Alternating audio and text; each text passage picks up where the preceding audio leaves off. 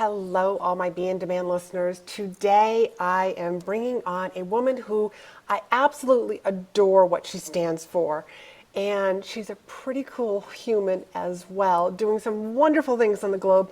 And she was also one of my students inside In Demand's signature speech, where she will tell us a little bit more about her story, because she has an amazing story, but where she really claimed she's a speaker. And we're going to talk a little bit more about what she learned inside the program, how she's using the program in more areas than just when she's speaking, because most of the time people think of speaking as being on a stage. And as you know, because you've been hanging around me for a while, speaking is so much more than just stages.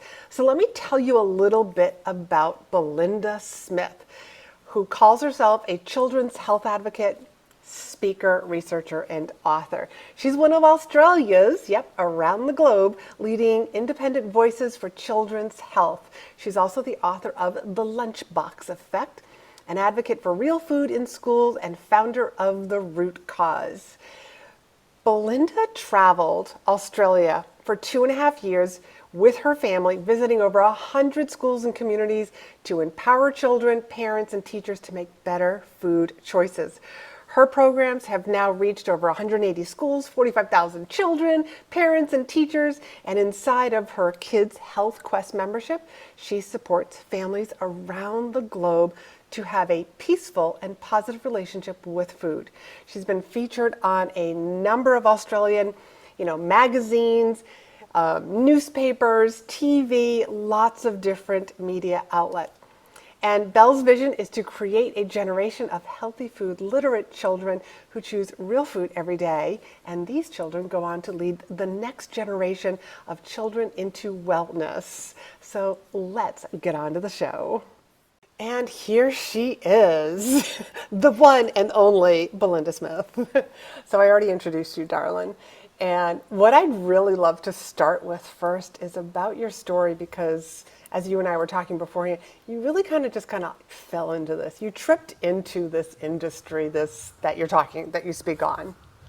Oh, 100%. I mean, if you had have asked me 17 years ago or 20 years ago, what am I doing in my corporate career? Where would I be when I got to 50? Never in my wildest dreams would it have been being an advocate for health, specifically children's health. Would not have even pictured, mainly because I didn't really even think about my own health, because I survived on coffee and too much alcohol and whatever I could jam in when I got home late from work. So very different world. Yeah, so can you talk more on this I story? can. I can. Well, I guess my favourite line is about getting people to ask what's in my food, and how I stumbled into asking what's in my food was because 11 years ago my hubby was diagnosed with postnatal depression after our son was born. And I was at the time, I remember thinking, what the actual, like, I'm the one that's just given birth and I've got all the hormones running around my body. How can you have this thing called depression? And I think for quite a while, I'm probably talking a month or two, I did not really accept that it was a thing. Like, I'm high functioning corporate, like doing all the things. And for my husband to be struggling with me having had the baby, I thought what was fascinating was, why has he got it? And it did not hit me, the seriousness of this as a condition, until I pulled up one day and there was a police car out the front of our house. And my heart just plummeted, because only a couple of weeks before, one of our friends had taken his own life in his mother's garage. And so it was very present for me. And I remember like putting the key in the door, and like even now I'm getting goosebumps like talking about it. And walking in and then just hearing his voice and knowing that he hadn't done anything stupid. Yeah. And that was the point. I sat down and I said to him, I'm really sorry. But I think his diagnosis was what led me to go, well, it was actually his psychologist, to be honest. She said, let's tackle this with lifestyle. which is, let's look at your sleep hygiene, let's look at your exercise, and let's look at, what you're eating. And I was like, what you're eating, and I started to research. I was the woman possessed, every time I put the baby down, I was at the computer, Dr. Google, finding, I remember like natural remedies for depression. And I kept coming up with this big connection between food and mood and anxiety and depression. And I wasn't just satisfied to find the scientific studies. I love to hear real life stories. And so I would actually search not just for the scientific studies, but for people who have lived and breathed it. And I remember vividly a story of an Italian man talking about how he grew up with an environment where flour every afternoon, his grandma and his mum would be fluffing flour. And he was on a treadmill and he was thinking about how he was going to end his life. And then he dawned on him that he had kids. I can't do this, I've got kids.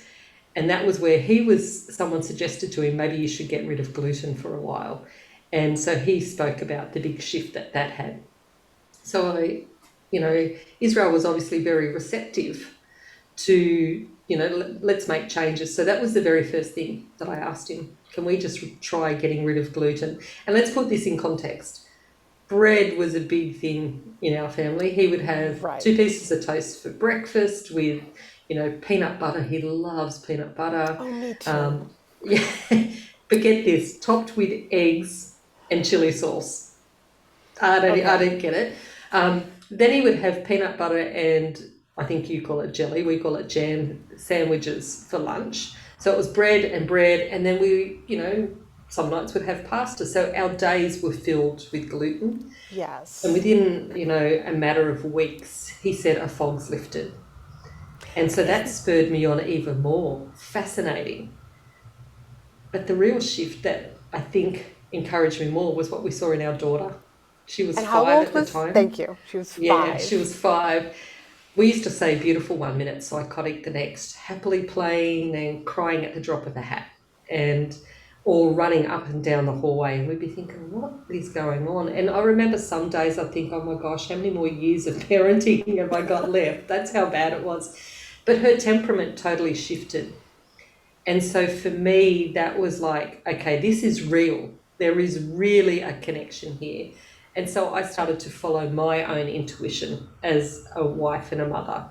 And I started, really asking what's in my food. And that's where I discovered the peanut butter that he loved. He would eat 750 grams of it a week.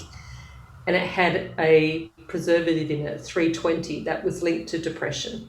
So it really opened my eyes that we needed to start this. And where I am today happened firstly because of that, but I would never have thought of making it a living until my daughter started getting teased about her lunchboxes at school.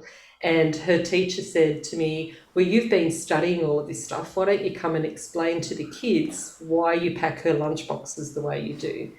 And let's just put it in context. She was a kid that was 5 she was going into her second year of school. She didn't have packet foods, which are like normal in Australia. We know that nearly 90% of their kids bring lunches from home and each lunchbox has 2 packets in it. So she didn't have packets and she didn't have a sandwich. And 75% of our lunchboxes have sandwiches. Yeah. For those US people, what's a packet? Thank you. Think of like chips or squeezy pouches of yogurt or muesli bars, like those. So because I had started to ask what's in my food, I discovered all of these additives and preservatives that could be linked to behavior, learning, asthma, eczema, anxiety, depression, hyperactivity. And I'd seen what difference it had made to both of their moods and temperaments. Like to have a husband who was depressed and who was moody, angry, and sometimes never aggressive to me, but just his outbursts were quite aggressive. For him to be able to regulate that simply because we changed what we're eating was mind-blowing. And for my daughter to no longer be like having those outbursts. Like, as a wife and a mother, my job got so much easier. You know what I mean? Like, well, I shouldn't say job, my life became so much easier. So that's where that happened. And then her teachers had come in and explained to the kids. So I went in and explained to the kids by making fun experiments about food. Like, I didn't want to just tell them, I wanted them to understand the why. And that was one class. And then overnight, the teacher had gone and spoke to the principal, who's the head of the school here. And parents had reached out to me saying, my son's pulling all of the packets out of the pantry and reading them and telling me we shouldn't be eating it. So the school got me back to tell the whole school, like to do this with all of the kids and then to run a session with parents. And then another school heard about it. And that's how I fell into this work. That is, You know, so here's what's funny, Belinda. Now, you spent 8 weeks with me inside In Demand Signature Speech, and every time I talk to you, I learn something new about your story. You never said anything about, a teacher saying, like, you come in and teach the class that led to the next class, that led to the next school. I'm still learning, Laurie-Ann. But you know what I Yes. think In Demand has actually taught me is to take my story and take the parts of it that are relevant to the audiences that I'm speaking to. So when I talk to the parents, I tell them about how my life become easier simply because I started asking what's in my food and that I started to save time and money. And so I tell them that part of the story. And then for if I'm going in to talk to corporates or schools, the part that I love to add in is around the fact that we sold our house and bought a bus and converted it and travelled Australia for 2.5 years to raise awareness. And that got me on TV and radio and newspapers because that lifts my credibility for them. And that's what you taught me in demand signature speech, to use those parts that are really going to draw people in. I'm sitting over here like in awe because you just, and here's why, because you just said exactly what I learned to really only tell parts of my story that are relevant to the audience. And you're right, because we were, inside the program, you were working on one speech for one particular audience. So I shouldn't be surprised that here it is, I'm learning all different facets of this story.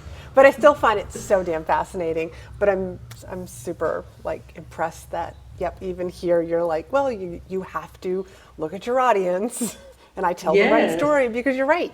The kids wouldn't care that, you as a parent, that it was easier for you to parent or that you were saving time, money, and effort. They'd be like, No. yeah, but I want my packet. No, and the story for the kids is, if when I'm talking to children, is around how at school she was getting teased because she was different. And then once her friends understood why, she was eating that way, they actually then understood that, hey, maybe food could be affecting me. So it was just again, it's knowing where to tell that story and what Right. parts of it to tell. I mean, they don't need to know the big long winded, although when I do talk to older children, like teens, because anxiety and depression is so commonplace, sadly, like mental health issues with our, tweens and teen generation, I do tell them about, I ask, does anyone know anything about anxiety or depression or know someone? And then I say that's where my story started, my husband, blah, blah, blah. So again, the little gifts of knowing your audience, and that's such a big part of what you teach is, well, you've got your brilliant formula. And, I think that knowing who your audience is such a critical part of that. Yeah. What made you decide to join In Demand Signature Speech? Oh, well, I think 2022 is the year of just blaming everything on COVID. But COVID, no, seriously. For those people who don't know much about Australia, I work in the school systems, meaning I go into schools and I have a program where I empower children, parents and teachers to understand the connection between what's in my food and our body and how it links into our kids thriving and their learning, and, you know, protecting our planet, because every one of those little packets becomes a piece of rubbish.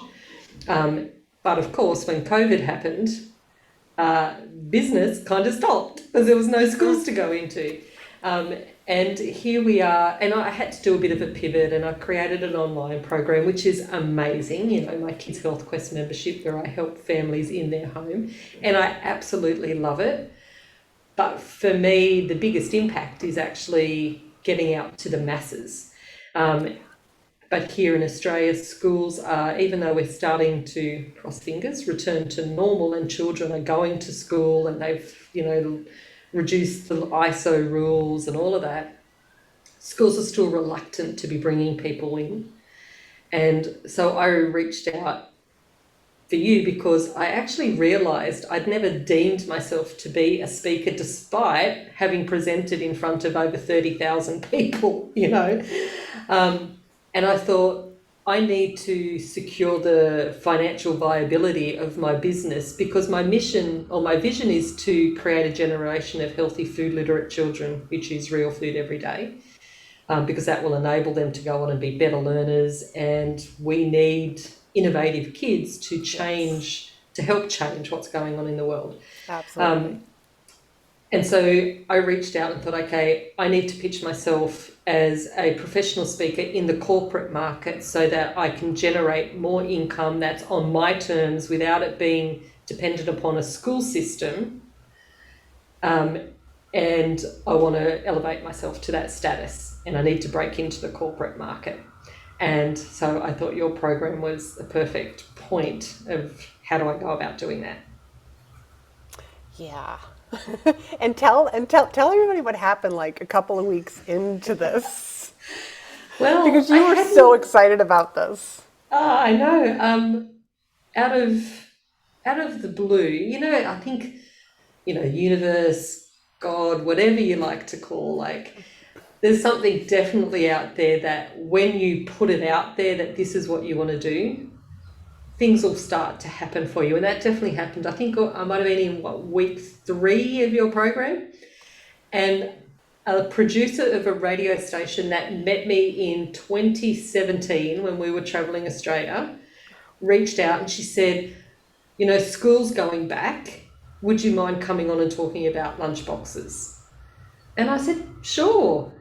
And then after that segment, she wrote back and she said, yeah, do you want to come on each week and just do a segment about health and children and families?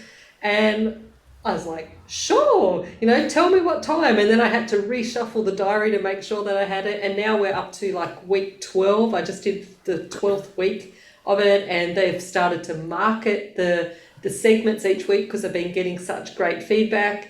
And the beautiful gift of it is they trust me so explicitly that they allow me to write the topic and the questions, and then their presenter just reads my questions. So I can kind of massage it into the direction I want to take my business, you know. So Right. yeah, it's been amazing. And I remember, like, when you started doing this, I mean, I was the person who was saying, hey, you can use parts of your signature speech in different places. And then you were like, holy mackerel, that's what I'm doing. Yeah, exactly. And I think the biggest gift that I got from your program was coming up with that one-line statement that foundational you phrase. become recognized. Yeah. And what's So your mine phrase? is nutrition starts before eating. So, you know, like, everybody gets hung up on what we're eating, but nutrition really does start way before, you know, like, it starts with our mindset, you know, like, how important is it? Are we going to let the excuses of how busy life become, you know, stop us from taking care of our body? You know, it starts with taking responsibility, awareness, you know, like, it really does start. And when you're talking to parents, of course, it's not just about the food you put on the table. It's like, what sort of mood are you in when you come to the table? If you know, energy zapped because you've had a bad day at work, then yes, dinner's likely to be like, you know.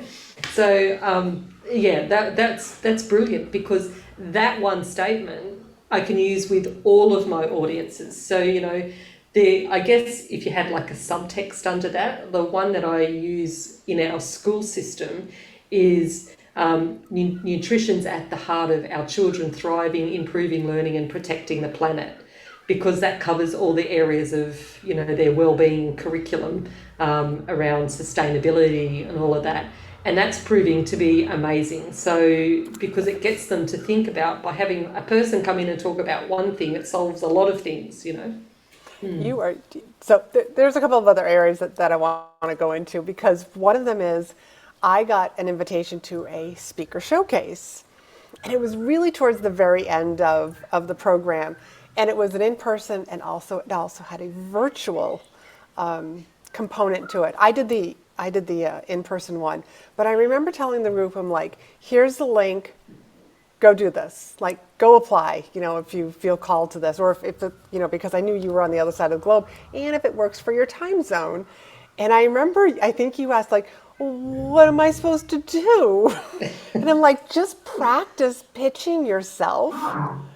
And I'm pretty sure only two of you out of the group pitched yourself. And I had already kind of secretly told the organizer, oh yeah, I've got two of my students who just graduated. They're going to be applying, and she accepted both of you. And I did get to see you, and you freaking knocked it out of the park. Thank you. I have to say, having something like that really calls you into action, because as you go through each parts of your program, you're doing a week by week. And then that for me was like, okay, bang, put it all together now, Belle. Get yourself out there, and it was great. And again, this is like, nutrition starts before eating. Professional speaking starts before the actual speaking, you know what I mean? Like, Right. because I had to reshuffle my diary and my home schedule, because it meant I needed to be on at 6 o'clock in the morning here. So I had to organise with my hubby, okay, this is what's going to happen. Can you, take care of the kids? I wanted the day before to spend the whole day practicing it and making sure that it was 12 minutes, not 15 minutes, but 12 minutes, just in case, something happened and it started late or I got on late, all of that kind of stuff. And so I had to reshuffle my diary to make sure I had that day before and the actual day, because I wanted to hear and learn from everybody else as well. And so it basically meant I needed 2 days ruled out in my diary. Now, I could have been victim of my circumstances and said, I don't have time for this. But then I remembered, if you want to be a professional speaker, you actually need to get out of your own way and take the actions necessary to be a professional speaker. So that was amazing, that opportunity. Something else that happened during your program is I got an invitation to speak at the 35th of Environmental Education Conference. And it was something that I'd put forward back in August of last year. I said, this is what I do in schools. I'm happy to come and talk. But then I heard nothing. And again, it was like out of the blue. Do you want to come and do an hour workshop with people? So I thought, beautiful, I'm going to take what I learned from Laurie-Ann and turn it into an hour-long workshop. And I'm actually going to take what I do in that workshop, practice the messages, and pull out the parts that will help me write my 12 minutes that I know resonated with people. And it's fascinating, again, the universe, whatever. Because it was an environmental conference, I thought, okay, I've really got to hone in on the environmental slant to get them in, and then to talk about the health. So I went to one of our local schools and said, can I collect your rubbish for a day? And so I know, right? And This is what speakers do. Like talk about examples. I just need your rubbish, please. Yes, exactly. And so it was the last day of school term, and I remember getting there and thinking, they've had a hot dog and a juice box day, like as a special. I thought the rubbish isn't going to be representative of a normal day. This isn't going to work. But then I got home and I laid out a tarp and I emptied all the rubbish out and I broke it into the separate components.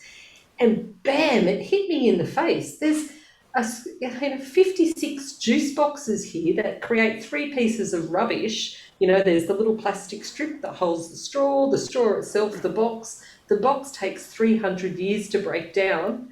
So, hello, like this school could have made a massive difference to the environment simply by not having a juice box day, like as a part of the celebration. We could have made smoothies, fresh fruit smoothies would have helped the environment, would have helped our kids. So that kind of become the start of, like the hook for getting the environmental conference in. And then when I sat down to think about my 12 minutes, I realised that that juice box was actually a big part of my daughter's life in her lunch boxes before I started to write, ask what's in my food.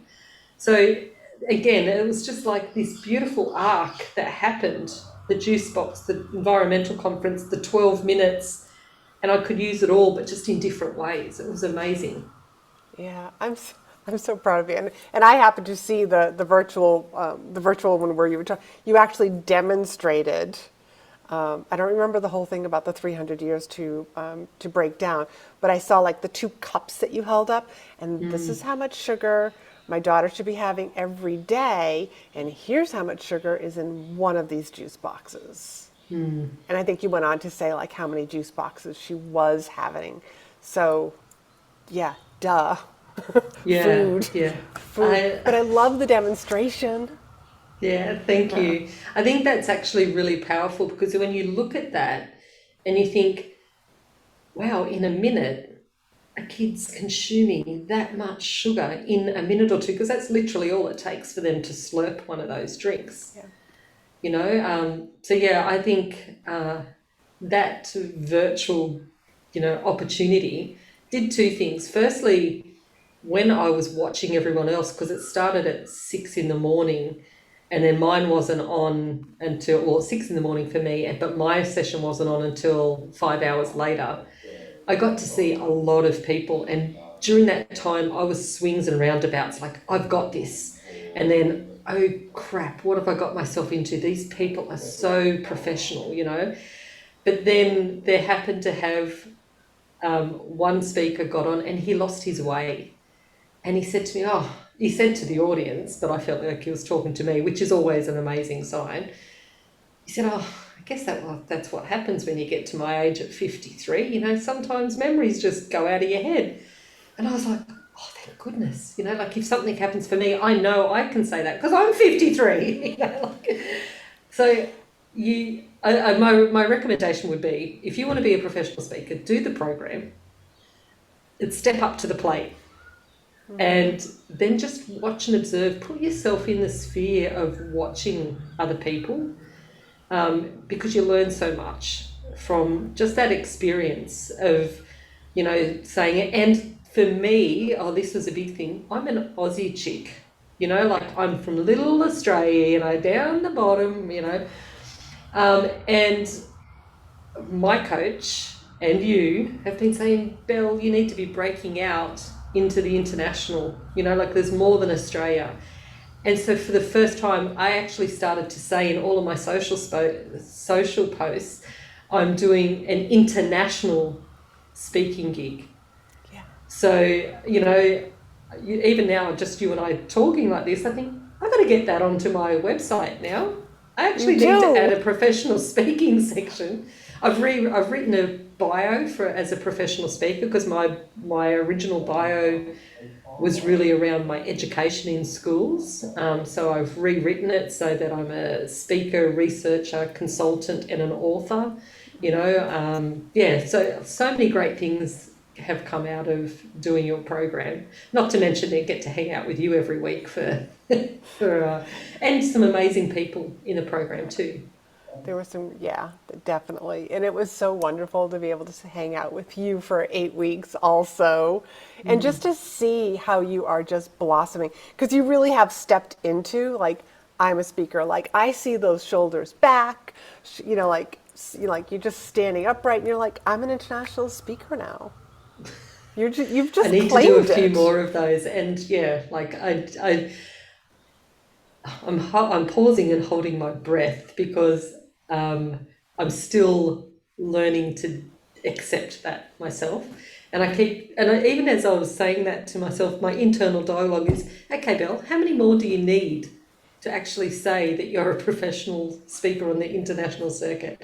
But this is something I haven't shared with you yet, is I've set myself a goal that by 2024, I will have an in-personal professional speaking gig somewhere in either UK or Europe, because our personal goal is that my daughter will have finished high school by then and she's going to have a gap year, that we want to pack up the family, get a motorhome and travel around UK and Europe together, because we know that that's probably going to be the last opportunity where, hey, she's going to want to hang out with us anyway.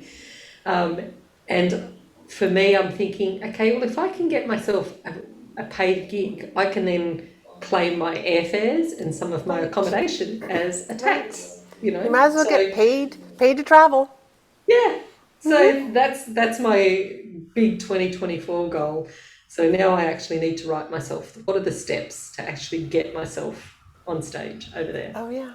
So, and you already took the master class on how to get booked to speak. And Yes. so you know that you can already start reaching out to those people, because some of those big conferences, they take, as I shared in that master class, they can be planning them 18 months in advance.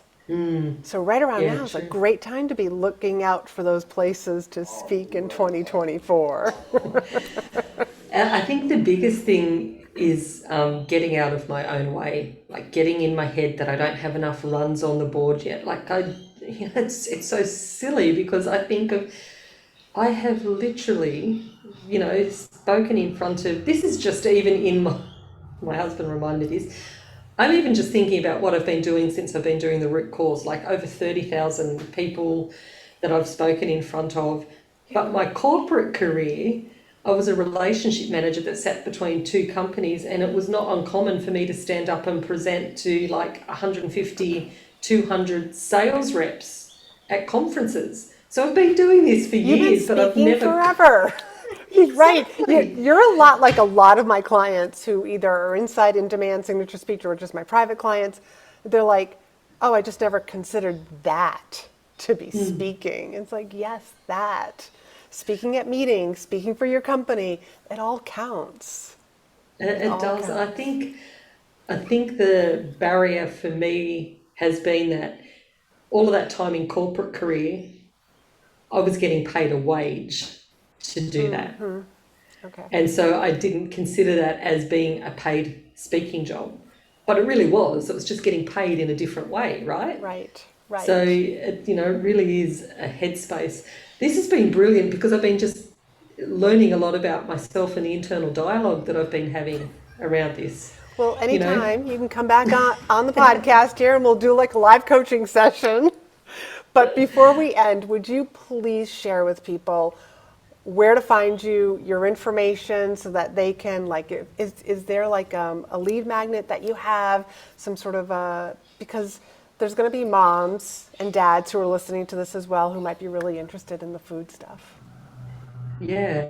Well, I do have well, firstly, I should say, I would love if people could support me to get the message out, connecting what's in my food to our health. This is actually a global problem. I mean, right now we're looking down the barrel that in the US they estimate by 2025, 8 out of every 10 kids are going to have some kind of chronic health condition. Like that's a condition that's going to impact their life for the rest of their life unless we address it. Yes. So I want to help. I want to raise awareness about that. So if you can help me do that, and talk in front of your communities, or if you're in a business, your health. Every time your kid's sick, you need to take a day off. So health Yes. and your own health and children's health can affect your business. So I would love to come and talk to your business about that. So that's first and foremost, because then that's helping me with my Get the message professional out. speaking. But if you want to know more about what's in my food, then I would suggest that I've got a great book called the Keep Real Food Simple Guide. And you could jump on to my website, which is therootcause.com.au, and then do forward slash, ooh, I should have looked this up before. That's okay, because I did kind of put you on the spot about this. But I will make sure that all the links are down below in the Thank show you. notes. And whether you're watching this on YouTube, they'll be down below as well. But yeah, and if you need a speaker that brings that awareness about food with children, with our work, because she already shared with me that she's actually doing something with real estate agents, all around better food, better sales, Belinda is your woman that you need to reach out to. So, and Thank you so she's much. a wonderful available speaker, and she will definitely engage your audience. And I will. And I think the one thing that I would actually say is if you're really thinking about this and you want the leapfrog to how do you actually make it happen, then your program is definitely the kick up in Australia. This is an Australian term, kick up the backside that you Pick up the need to make backside. it happen. Yeah. Thank you. Thank you. And I will have links to that depending on when you're listening to this, whether you can jump in and join the program or get on the wait list so that you're the first person to know when it opens again.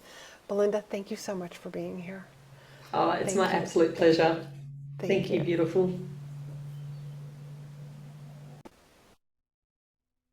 That was a fantastic interview, not only because she was one of my students inside In Demand Signature Speech, but she's just got an amazing story. But if you're wondering about more information about like how you can be part of the In Demand Signature Speech the next time the doors are open, just go to speakandstandout.com/SS, and that will take you to the page, whether it's a and it'll let you know right then and there whether the doors are open or if you can jump on the wait list. And all of that information will be down below in the show notes as well.